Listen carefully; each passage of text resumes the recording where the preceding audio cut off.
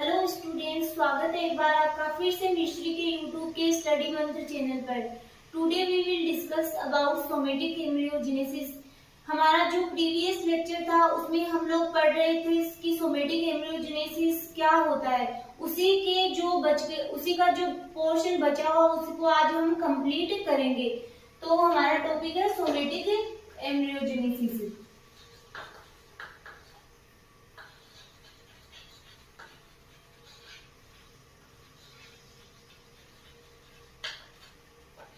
इसके ऊपर हम लोगों ने डिस्कस कर लिया था कि सोमेटिक एम्ब्रियोजेनेसिस की डेफिनेशन हम लोगों ने पढ़ ली थी कि सोमेटिक एम्ब्रियोजेनेसिस क्या होता है।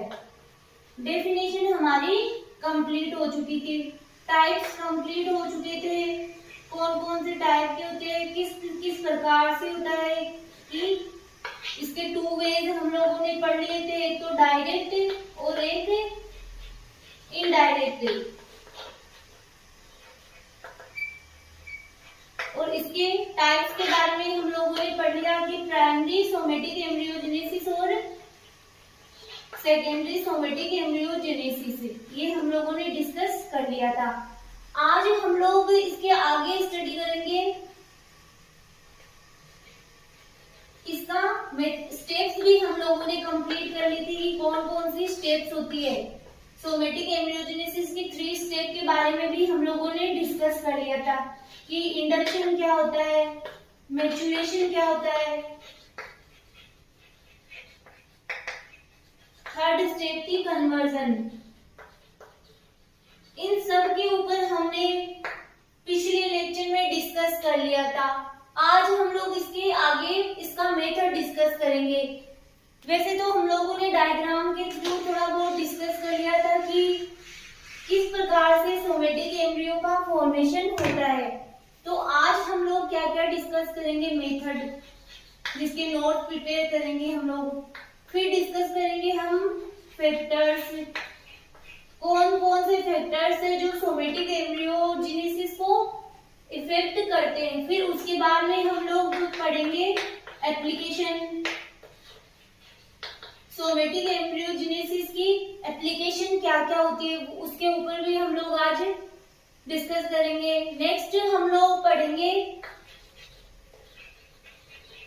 Monocot and dicot somatic embryogenesis.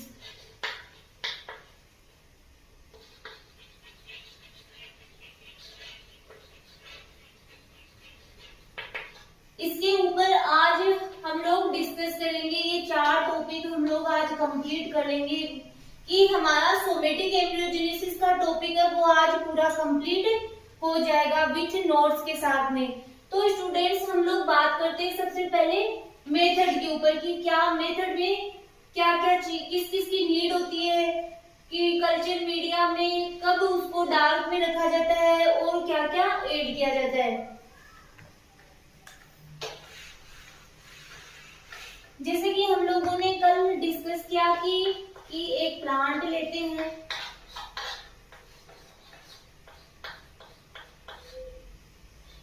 Mature plant, फिर क्या लेते हैं, एक्सप्लांट, इसको न्यूट्रिएंट मीडियम में ट्रांसफर करते हैं।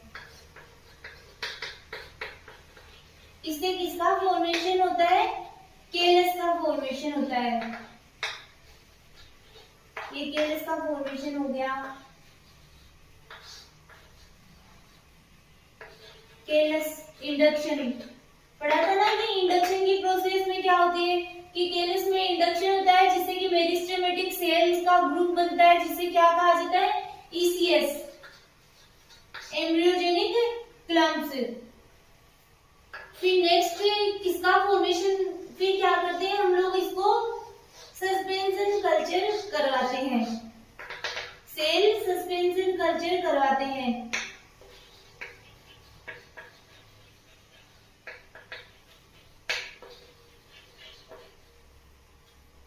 फिर हम लोग क्या करते हैं, इसको सस्पेंशन कल्चर के बाद में इसको एक रोटेटरी सेकर के ऊपर ट्रांसफर करते हैं, हॉरिजॉन्टल रोटेटरी सेकर के ऊपर ट्रांसफर करते हैं, जिसमें क्या होता है कि डिफरेंट स्टेज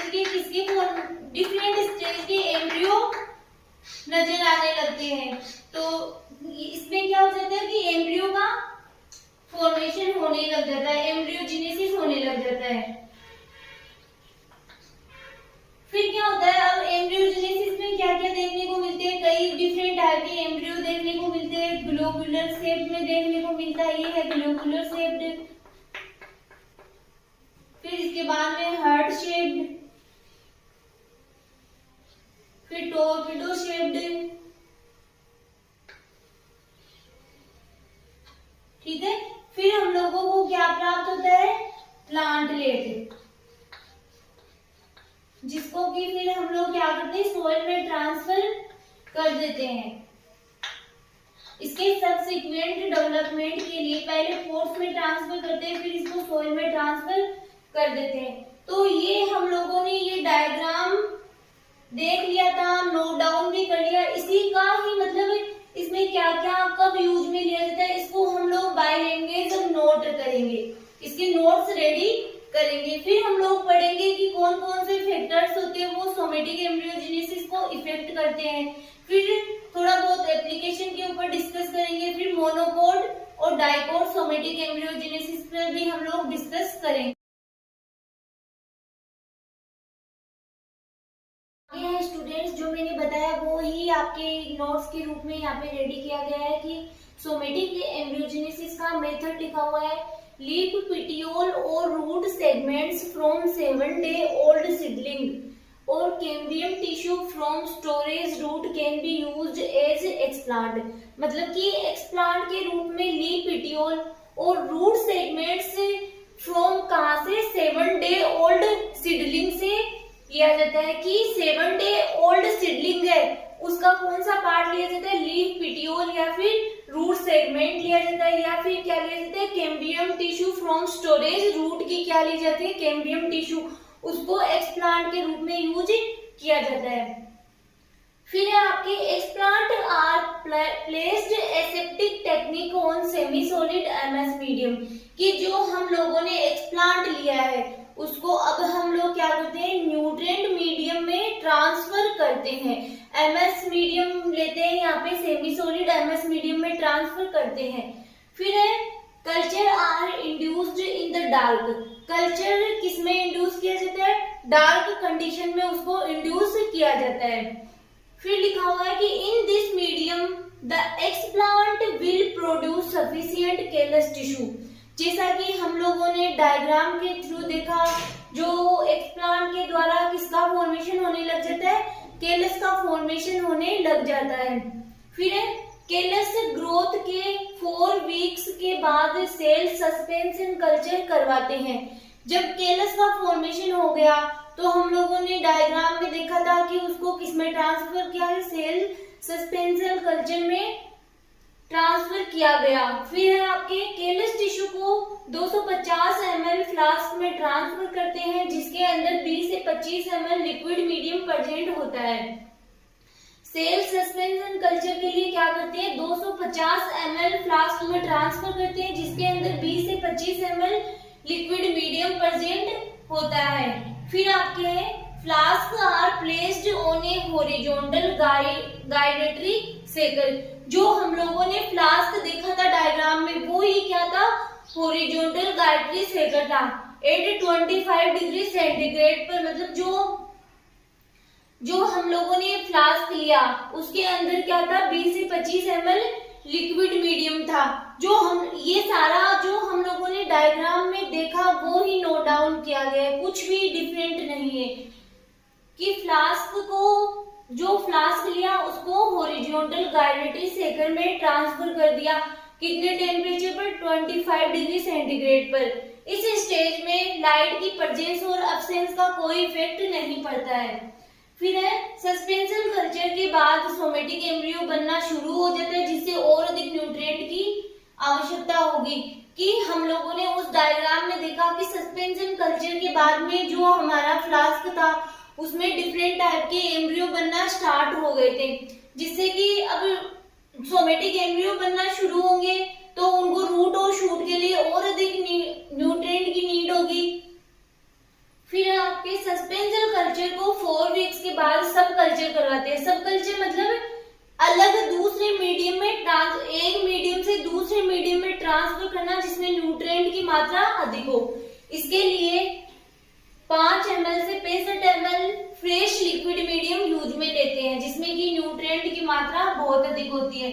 फिर आफ्टर 3-4 वीक्स कल्चर मीडियम में बहुत सारे डिफरेंट स्टेज के एम्ब्रियो डेवलप हो जाते हैं।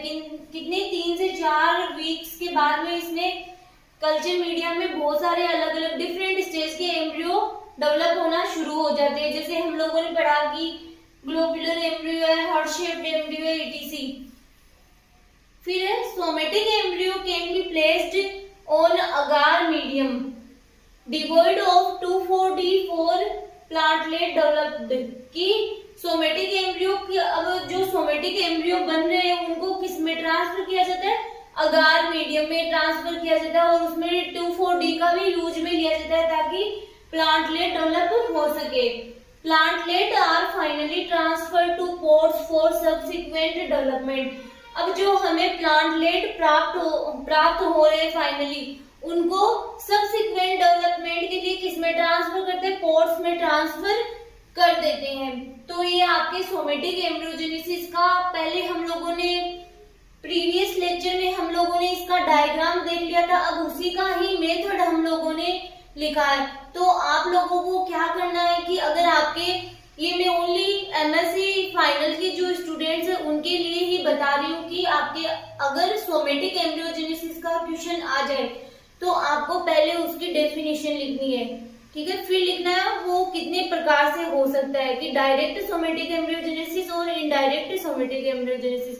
फिर आप अगर प्राइमरी सोमेटिक एम्ब्रियोजेनेसिस लिखना चाहो तो आपकी मर्जी है। बाकी आपके अगर 20 मार्क्स का क्वेश्चन आए तो आप लिख सकते हो उसमें कि प्राइमरी सोमेटिक एम्ब्रियोजेनेसिस क्या होता है और सेकेंडरी सोमेटिक एम्ब्रियोजेनेसिस क्या होता है। फिर आपको जो मैंने स्टेप्स बताई थी वो नोट डाउन करनी है, इंडक्शन, मैच्योरेशन और कन्वर्जन। फिर उसके बाद में आपको डायग्राम बनाना है। फिर आपको उस डायग्राम के नीचे मेथड नोट डाउन करना है। ये आपको सोमेटिक एम्ब्रियोजेनेसिस में ये सब लिखना है। अगर आपको मोनोकोट और डाइकोट के रेफरेंस में पूछ ले कि सोमेटिक एम्ब्रियोजेनेसिस इन मोनोकोट प्लांट्स, जैसे कि लास्ट ईयर क्वेश्चन आया हुआ था मोनोकोट के लिए पूछा गया था, तो वो भी मैं आपको अभी आज करवाऊंगी।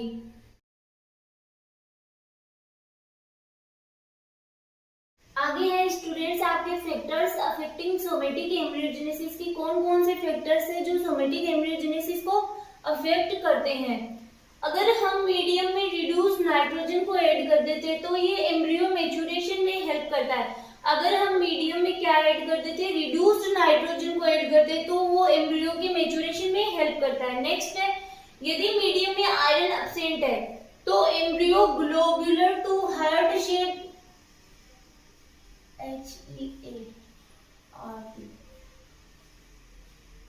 हार्ट शेप में डेवलप नहीं होगा। अगर मीडियम में कौन एब्सेंट है? आयरन एब्सेंट है तो एम्ब्रियो है ग्लोबुलर टू हार्ट शेप में डेवलप नहीं होगा। Cytokinin are important in somatic embryo maturation and specially cotyledons development. Cytokinin भी सोमेटिक एम्ब्रियो की मैच्योरेशन में हेल्प करती है, स्पेशली कोटिलिडन के डेवलपमेंट में। फिर है environment, condition of light, temperature, density of embryogenic cell.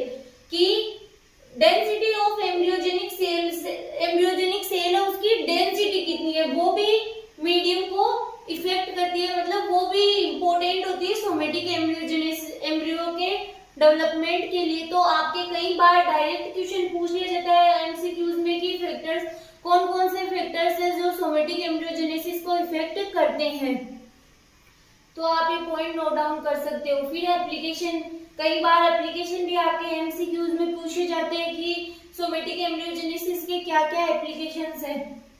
तो ये है आपके large scale propagation compare to zygotic embryo. कि जाइगोटिक एम्ब्रियो के कंपैरिजन जो सोमेटिक एम्ब्रियो होता है उसका लार्ज स्केल पर प्रोपागेशन किया जा सकता है। फिर मोर यूजफुल देन ऑर्गेनोजेनेसिस, ये ऑर्गेनोजेनेसिस के कंपैरिजन ज्यादा यूजफुल है। फिर है useful for pathogen free plant production. Pathogen free plant के प्रोडक्शन के लिए भी सोमेटिक एम्ब्रियोजेनेसिस इम्पोर्टेंट है।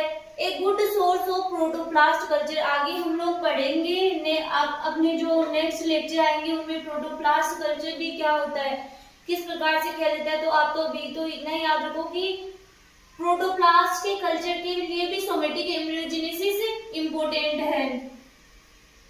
फिर है यूजफुल फॉर म्यूटाजेनिक स्टडीज, कोई म्यूटेशन मतलब किस प्रकार से हो रहा है किसी प्लांट में, तो उसकी स्टडी करने के लिए भी सोमेटिक एम्ब्रियोजेनेसिस इम्पोर्टेंट है।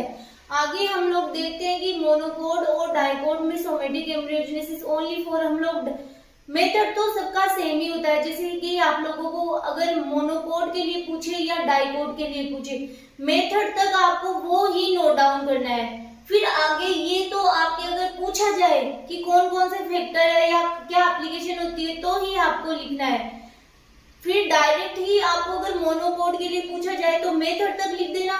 फिर जो मैं अभी आपको डायग्राम बनाऊंगी वो मोनोकोट वाला पूछे तो मोनोकोट वाला डायग्राम बनाना आपको, और डाइकोट वाला पूछे तो डाइकोट वाला डायग्राम आपको बना देना है।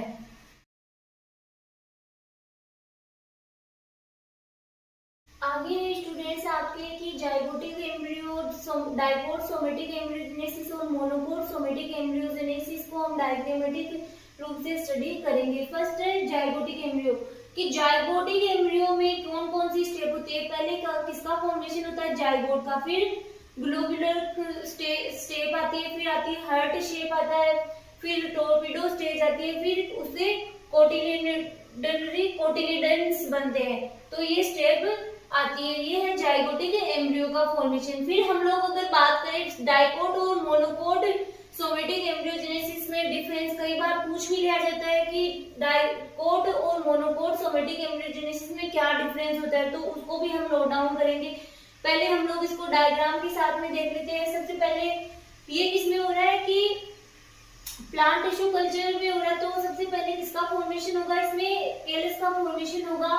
फिर उससे कौन सी स्टेप आएगी, ग्लोबुलर टू हार्ट शेप, फिर टोरपीडो, फिर इसमें भी कोटिलिडन्स का फॉर्मेशन होगा क्योंकि ये डाइकोट सोमेटिक एम्ब्रियोजेनेसिस, तो इसमें भी कौन सी स्टेप आएगी, कोटिलिडन्स वाली स्टेप आएगी। फिर मोनोकोट सोमेटिक एम्ब्रियोजेनेसिस में किसका सबसे पहले केलस का फॉर्मेशन होता है, फिर वो ग्लोबुलर एम्ब्रियो का फॉर्मेशन होता है, फिर हार्ट शेप, फिर इसमें हार्ट शेप के बाद में टोरपीडो स्टेप नहीं आती, ये आती है स्कूटेलर स्टेप का फॉर्मेशन होता है। फिर इसमें कोलियोप्टाइलर स्टेप का फॉर्मेशन होता है। फिर इससे क्या बनता है कि मोनोकोट एम्ब्रियो का फॉर्मेशन होता है। तो ये आप लोग डिफरेंस मतलब इसको नोट्स के थ्रू नोट डाउन कर सकते हो। आगे हम लोग नोट डाउन करेंगे डाइकोट और मोनोकोट सोमेटिक एम्ब्रियोजेनेसिस में क्या डिफरेंस। आगे बात करते हैं somatic embryogenesis in dicot and monocot में, मतलब क्या डिफरेंस होता है दोनों के एम्ब्रियो में।